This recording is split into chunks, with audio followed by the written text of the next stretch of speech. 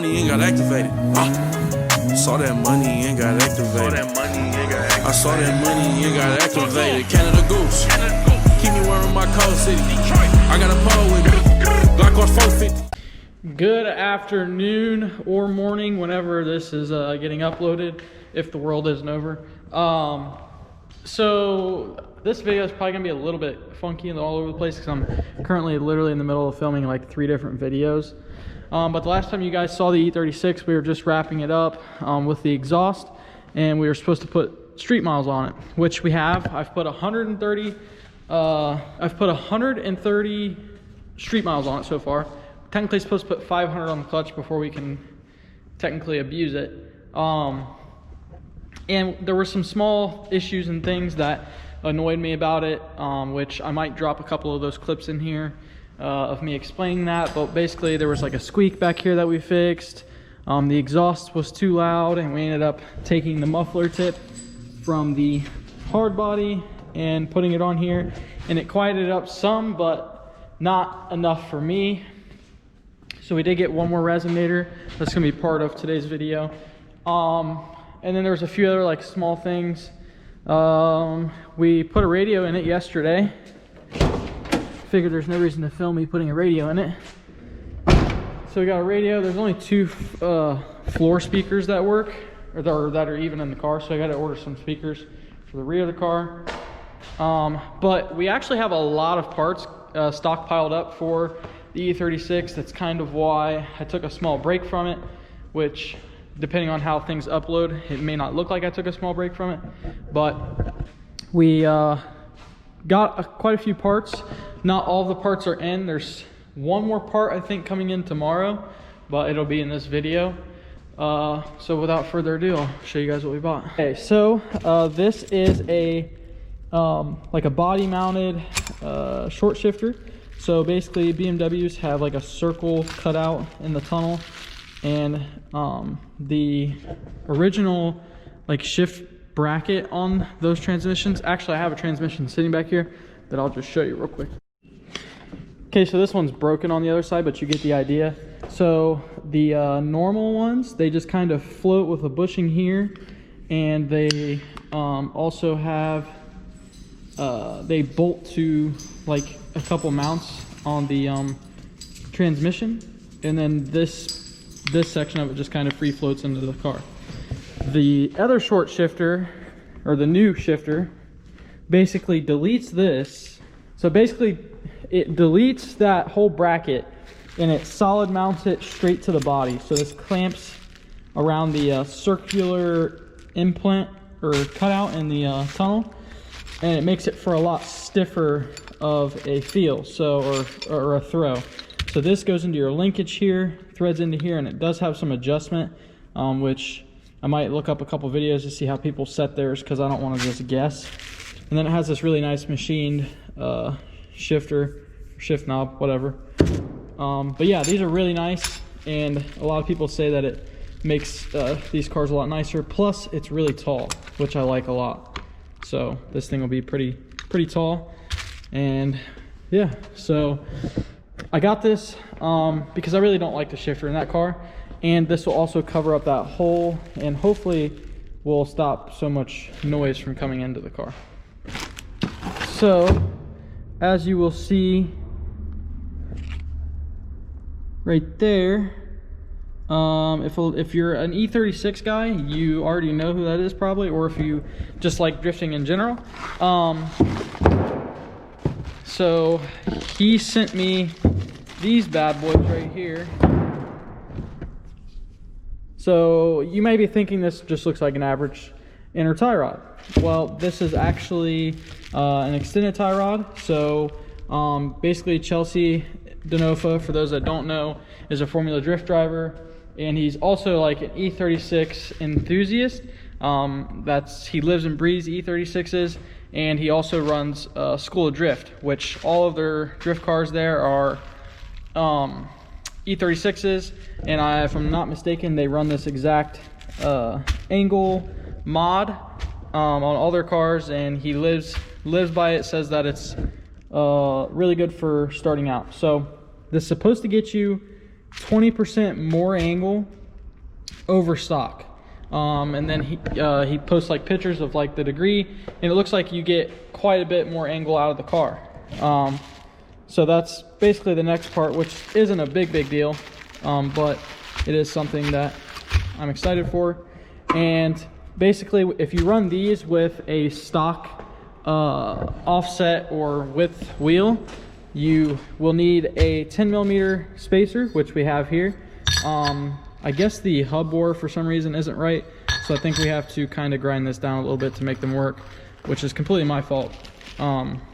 But yeah, so we got to run 10mm spacers on the front so that the tire does not hit the inner wheel well slash frame rail. So that's the other parts. And then we got our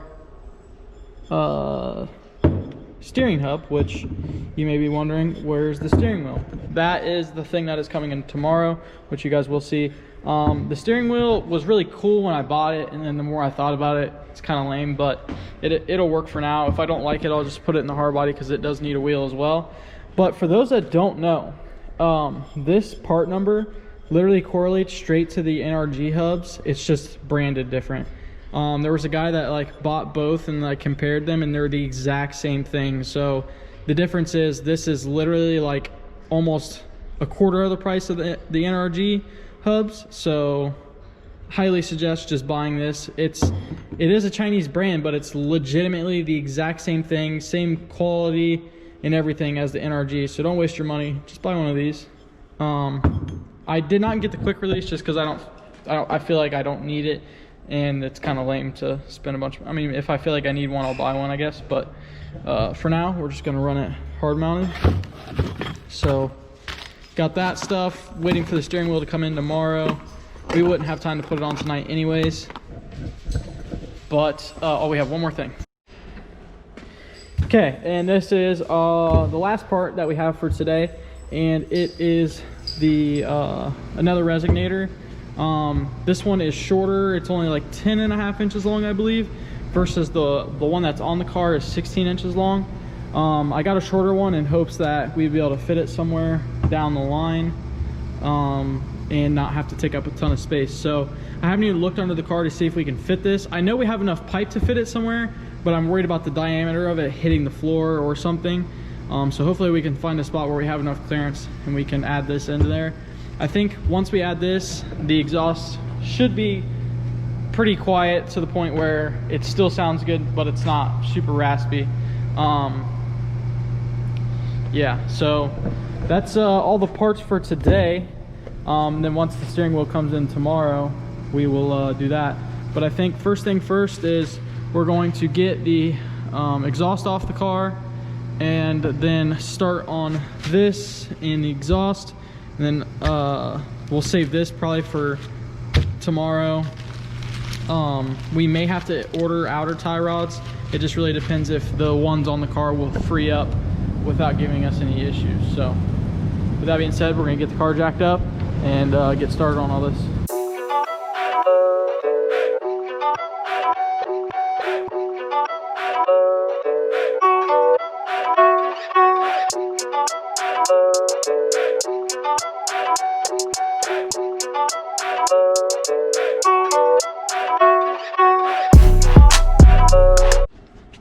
Okay guys, so we just got the resonator welded on. As you can see, it is a tight fit between the muffler here and this resonator, but we made it work. It is fully welded. Not really happy that I had to weld it on the car because the welds don't look as good, but they are just as strong. So yeah, I think we're gonna start it up now and hear what it sounds like. I'm not sure that we'll notice a big difference at idle, but we're gonna find out.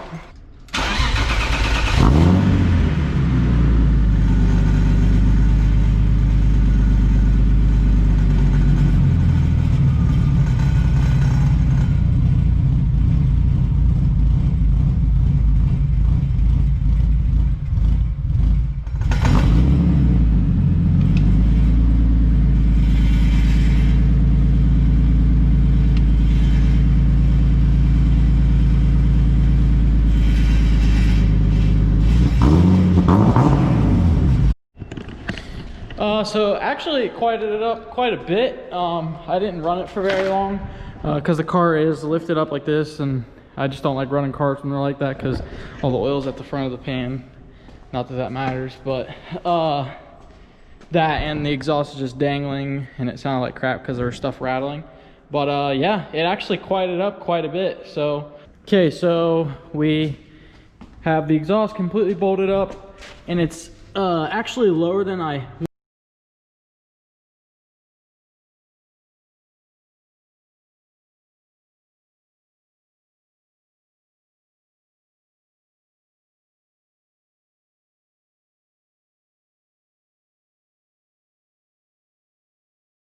as I was saying, it does bother me, but there's no sense in changing something that we're just gonna have to change again.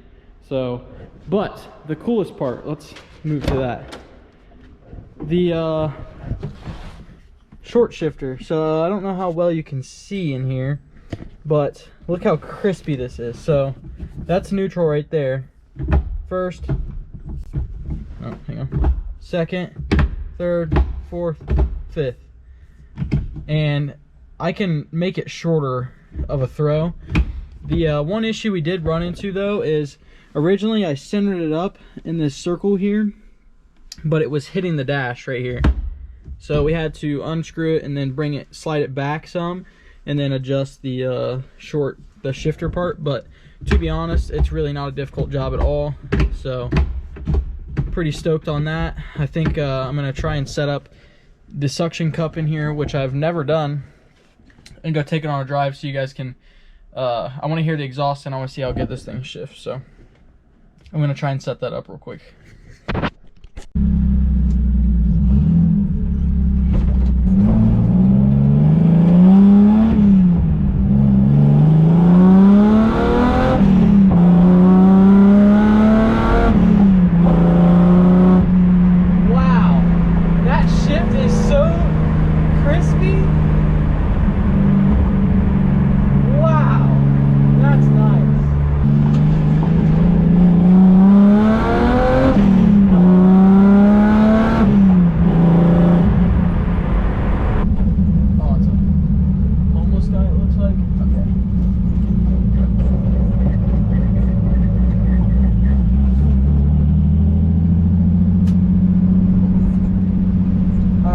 Hopefully all homeless dude doesn't care, but we're gonna go up here.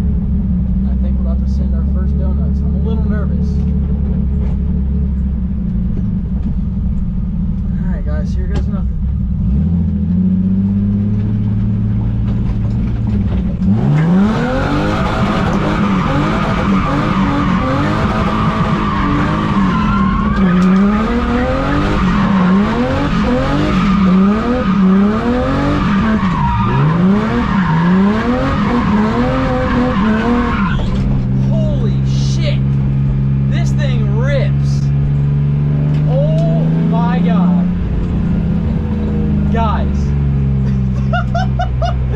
This thing rips, dude!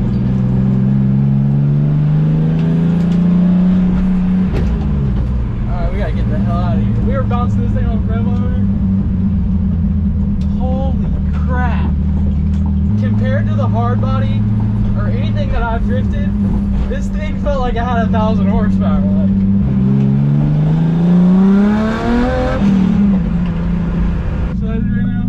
You have to think all this time I've been doing all this work and I haven't actually got to see how the car performed yet. Okay, the last clip you guys saw was me ripping in the E36. My personal thoughts on that are this thing definitely has a lot more horsepower than anything I've ever, well I shouldn't say that because the Cummins I've slid around, but that's not really comparable. This thing felt like it had a lot of power. Obviously it only has like 200 horsepower, but like it did really well. I was honestly really shocked, and you can kind of tell in the video by how much I was freaking out, but it did really good. So really happy about that. But we did get our steering wheel in the car. I didn't film how to put it on. I feel like there's probably many videos showing how to put a steering wheel on, but I will show you the steering wheel. It is pretty sick in my opinion. My life is a comedy, and it's got this, and then it's got the American flag horn button because I love America. But the steering wheel is sick. I like it so far. I haven't really driven the car with it yet, but we also picked up some seats just now, so we're gonna try and get these seats fitted in here. This is the driver's seat, which you can see is kind of, I'm not really sure if it's dirty or if it's just worn out. We might try and mess with it. I don't really care that much, to be honest with you, but they're a set of seats for now. The passenger side seat is in really good shape, obviously, but it's suede. It's a really nice suede. The seat's really nice, and they have sliders. Obviously, they're not meant for an E36, so we will have to do some modifying, but it does have sliders and everything, which is nice, and they are reclinable seats, which is also really nice. My original plan was to attempt to make these seats work with the power slider, because I initially thought that these didn't come with sliders, and they did. So we're probably going to just try and utilize the sliders on the seats for now, but eventually we're going to buy like a name brand nice seat, and we still will utilize the power, because that's just something I want to try and do, is just to have a powered bucket seat, which isn't that crazy, but I'm just weird about stuff like that. So yeah, I think it's going to honestly be pretty easy. Well, getting that out was actually really easy. Here's the piece of metal I was talking about running across there. So we'll most likely bolt that down, and then gonna fab some stuff up and see what we can make happen. Okay, so as I was saying, we got this piece in, got the holes drilled obviously, and it's bolted down. Now we just have to figure out if I'm going to weld it to the seat rails or if we're going to bolt this to the seat rails. Really what it's going to come down to is if we can get to those bolts here with the seat in, because if not, obviously we can't bolt them down once it's welded to the seat. So that, and then we got to get the seat squared up, so that way you don't weld this on crooked or bolt it down crooked, whichever. But yeah, so that's what we're gonna do now.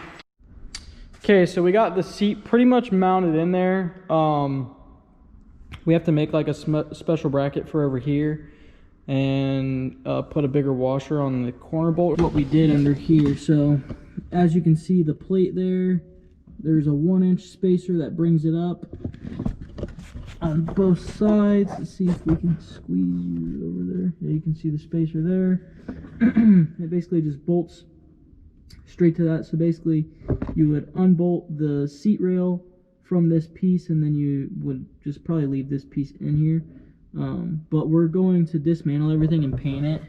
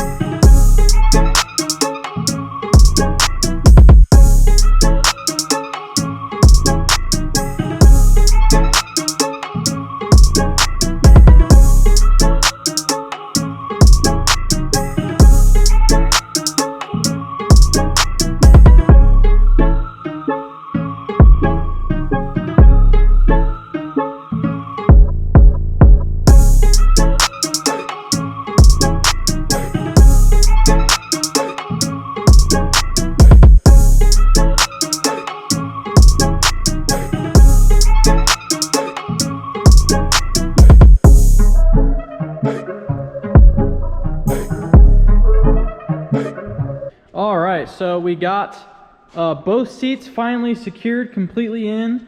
They are super sturdy.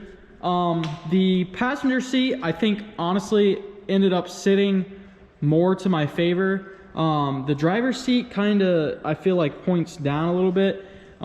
If it bothers me too much, I'll lower the rear some. Because this side I used an 1-inch spacer. The other side I used like a 3/8 or no, my bad, a 5/8 to a 3/4 inch spacer, and it seems like it fits or sits a lot better in my opinion. But it's a 1/4 inch to maybe a little more difference, so it's not that big of a deal.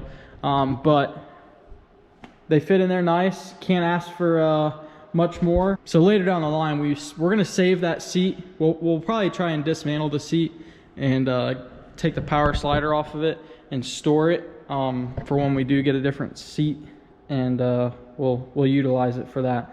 I also did bolt the e-brake down. I don't know if it works or not, but if it does, that'd be sweet. Yeah, I think that's kind of it for this video. In the next video on the E36, you should see us putting on the angle kit and the front spacers. We'll probably be making a switch panel for up here to kind of cover that stuff up, and then we also are gonna flock the dash at some point. So most likely everything is gonna come back out of the car, and we're gonna clean up.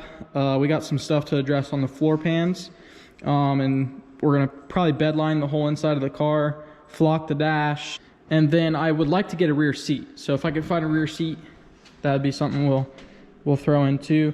I really only want a rear seat for cash and obviously passengers. So that, and it'll help dampen the exhaust noise from the back of the car. So I actually have not driven it with the steering wheel and the seats or anything yet, so I think I'm gonna drive it home tonight and see how I like it and stuff. I think that's gonna be it for this video, guys. Yeah, I'll see you in the next one. Deuces.